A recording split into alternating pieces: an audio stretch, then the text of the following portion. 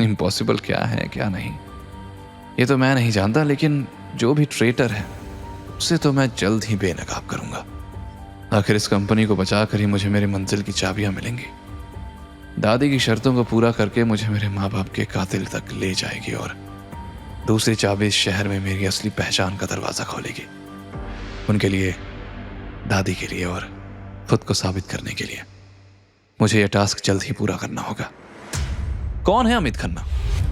अब तक एक डिलीवरी बॉय की जिंदगी जी रहा वेद आखिर कैसे जानता है उन्हें? क्या वेद कंपनी बचाने में कामयाब होगा या दिखानी पड़ेगी उसे अपनी असली सच्चाई सबके सामने? वेद का ये मूव कौन सा मोड़ लाएगा उसके और कियारा के बीच? आखिर क्या है यशवंत और राघव की असली साजिश? क्या वेद अपनी मम्मी पापा का सच ढूंढ पाएगा? बोर्ड रूम में वेद के पीछे खड़ी टीम को देखकर कियारा की हैरानी को छोड़कर सबके दिमाग में एक ही सवाल उठ रहा था कि आखिर कौन है यह आदमी और यहाँ क्या कर रहा है? वेद उन्हें यहाँ लेकर क्यों आया है? वेद जानता था कि इस वक्त सब क्या सोच रहे हैं। उसने मुस्कुराते हुए सबकी तरफ देखा और बोला, वो क्या कहते हैं, किसकी लाठी किसकी भैंस। इसलिए आज और अभी से इस कंपनी का घोटाला सबके सामने लाने के लिए ना आपको हाथ पैर मारना है और ना ही मैडम को रिजाइन करना है। अब से ये काम इन लोगों का है। ये सुनकर सुनीता की सांसें तेज हो गई। उसने यशवंत की तरफ देखा और फिर अपने इमोशंस कंट्रोल करके बोली, हम कैसे भरोसा करें? हैं कौन ये लोग? ये भी फ्रॉड हुए तो? तभी टीम के बीच में खड़ा एक आदमी सामने आया और बोला, फ्रॉड? तो आपको हम पर यकीन नहीं है? ये कहते हुए उसने अपना बिजनेस कार्ड सामने रखा। बिजनेस कार्ड पढ़कर सुनीता के होश उड़ गए। Countries most expensive financial crime specialist mister Amit Khanna. Amit Khanna बहुत फेमस था। वो किसी भी कंपनी के छोटे से लेकर बड़े घोटाले का खुलासा कर सकता था, लेकिन उसे हायर करना इजी नहीं था। कियारा ने भी उसे इनवाइट किया था, लेकिन अमित का 6 महीने का शेड्यूल पैक था। तो फिर अब वो यहाँ कैसे आ गया था? क्या सच में उसे वेद ने बुलाया था? पर कैसे?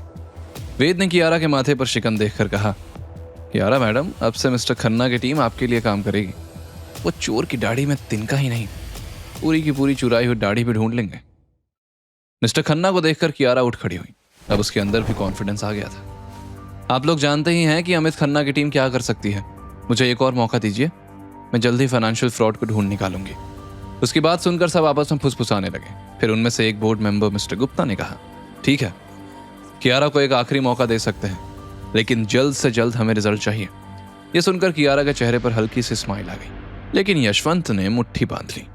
उसे किसी भी हाल में सावित्री के डिस्चार्ज होने से पहले कियारा को हटाना था, लेकिन अब यह इम्पॉसिबल लग रहा था। वहीं वेद ने सुनीता की ओर देखा और कहा, सुनीता जी, सारी फाइल्स मिस्टर खन्ना को हैंड ओवर कर दें और कियारा मैडम को वो ओरिजिनल रिपोर्ट भी। और फिर आप सब लोग ये डिसाइड कर लीजिए कि जो पकड़ा जाएगा उसे क्या सजा मिलेगी। सुनीता ने झिझकते हुए रिपोर्ट और सारी फाइल्स अमित को और उसकी टीम को दे दी।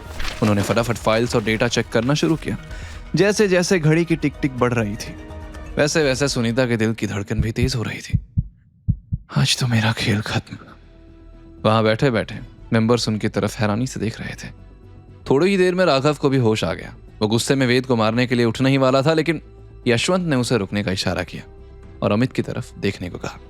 तब जाकर राघव को सिचुएशन की सीरियसनेस का अंदाजा हुआ और वो मन ही मन बोला, ये सब इस गवार ने प्लान किया? इतना दिमाग कैसे हो सकता है इसके पास? अगर ये कियारा के साथ रहा तो हम उसे कभी कंपनी से बाहर नहीं निकाल पाएंगे। कियारा से पहले इसका इंतजाम करना पड़ेगा। तभी वेद का फोन बजा।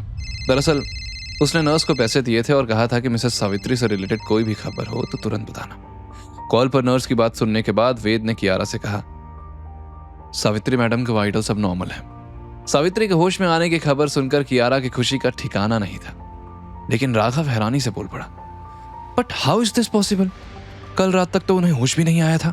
तब वेद ने स्माइल करते हुए कहा, होश तो उन्हें कल रात ही आ गया था। ये सुनकर कियारा बोली, थैंक गॉड दादी ठीक है, मैं काम निपटाकर जल्दी हॉस्पिटल जाऊंगी।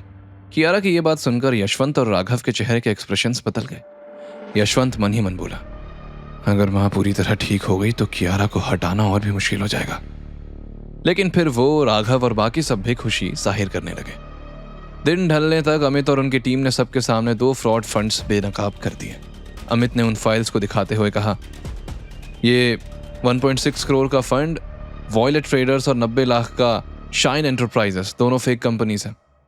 इनके इनवॉइसेस जाली हैं और सारे ट्रांजैक्शंस फर्जी हैं। बाकी 7 करोड़ 30 लाख का फ्रॉड ढूंढने के लिए हमें थोड़ा और वक्त चाहिए। आगे की कहानी जानने के लिए देखें अगला एपिसोड सिर्फ पॉकेट एफएम के यूट्यूब चैनल पर, और के फॉर किंग के सारे एपिसोड्स को सुनने के लिए डिस्क्रिप्शन में दी लिंक से डाउनलोड करें पॉकेट एफएम ऐप।